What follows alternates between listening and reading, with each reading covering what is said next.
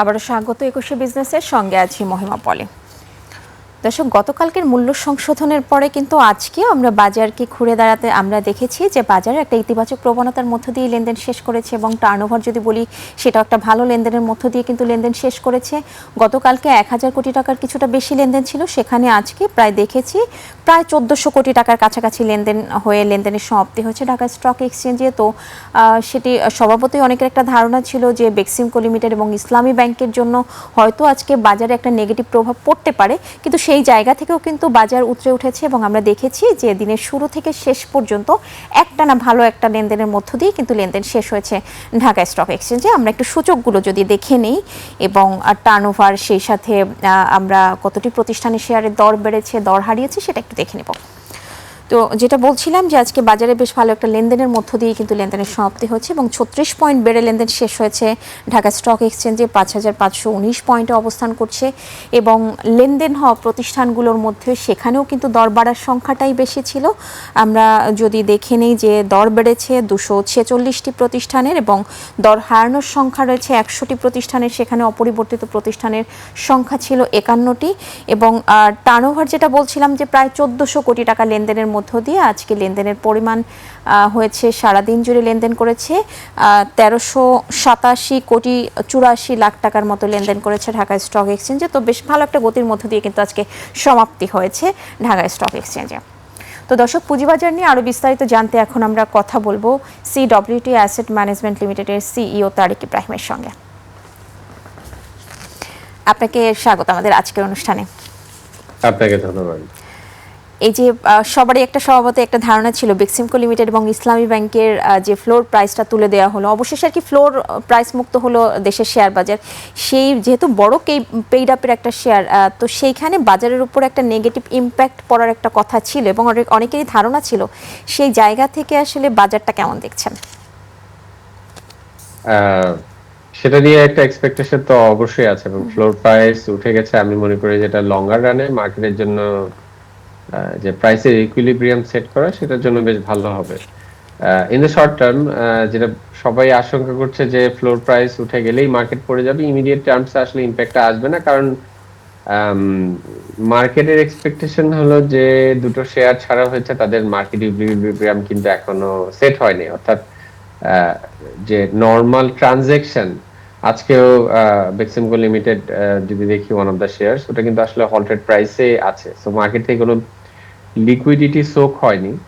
আমরা এক্সপেক্ট করতেছি ৪-৫ দিন বা কয়েকদিনের মধ্যে যখন ইকুইলিব্রিয়াম একটা প্রাইস সেট হবে, সেই প্রাইসে যখন ট্রানজাকশন হবে, তখন হয়তো বাজারে শর্ট টার্মে কিছু ভলাটাইল ইম্প্যাক্ট হতে পারে, যে কোনো মার্জিন পোর্টফোলিওতে যদি এই শেয়ারগুলো কিনে থাকে তাহলে ওই মার্জিন পোর্টফোলিওর একটা মার্জিন কল আসতে পারে বা মার্জিন অ্যাডজাস্টমেন্টের ব্যাপার আসতে পারে। শেয়ারগুলো যদি নন মার্জিন হয়ে থাকে সেক্ষেত্রে পোর্টফোলিওতে থাকবে কিনা মার্চেন্ট ব্যাংকার এবং ব্রোকারেজ হাউসগুলোকে সিদ্ধান্ত নিতে হবে।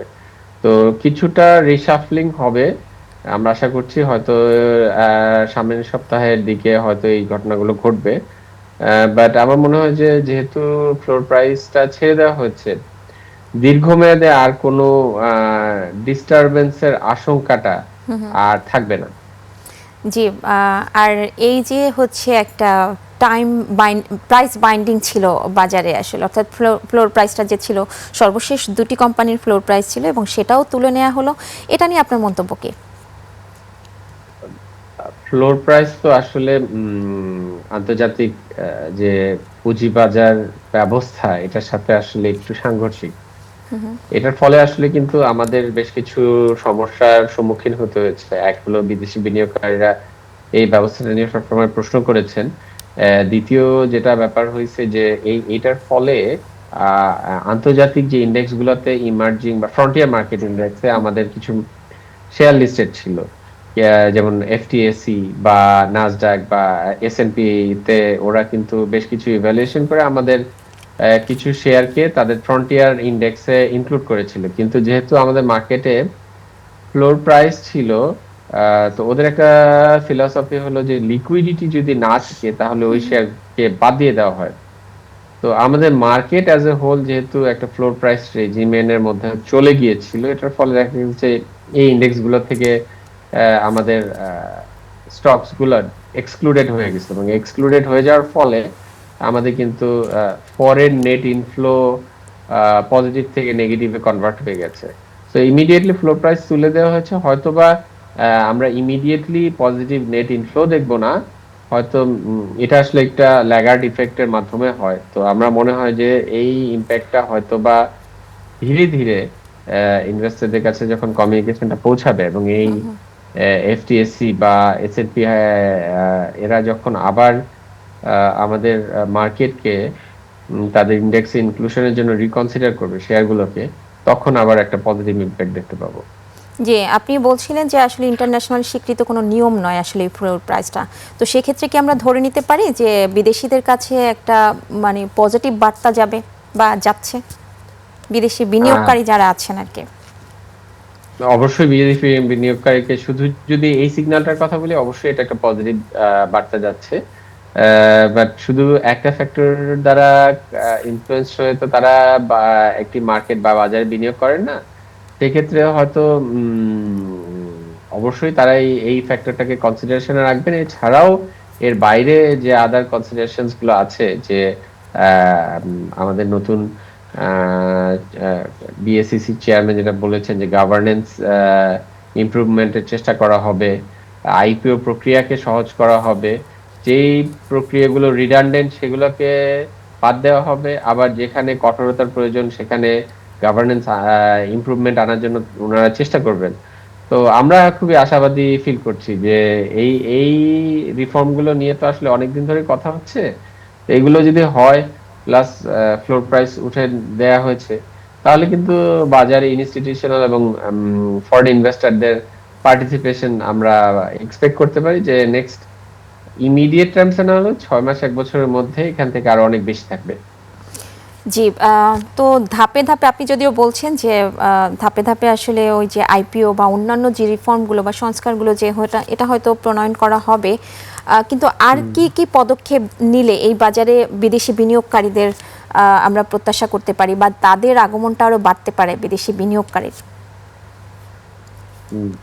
একটা বড় পয়েন্ট হলো যে আমাদের মার্কেটে ডেপথ বাড়াতে হবে, নাম্বার অফ শেয়ারস লিস্টিং আমাদের বাড়াতে হবে। বড় বড় অ্যাটলিস্ট বাংলাদেশের মতো একটা $500 বিলিয়ন ইকোনমিতে অ্যাটলিস্ট $50 বিলিয়ন কোম্পানি লিস্টিং থাকা উচিত। তো আমাদের ইকোনমিতে কিন্তু এই ধরনের কোম্পানি আছে যাদের বাৎসরিক টার্নওভার 10,000 কোটি টাকা বা তার উপরে।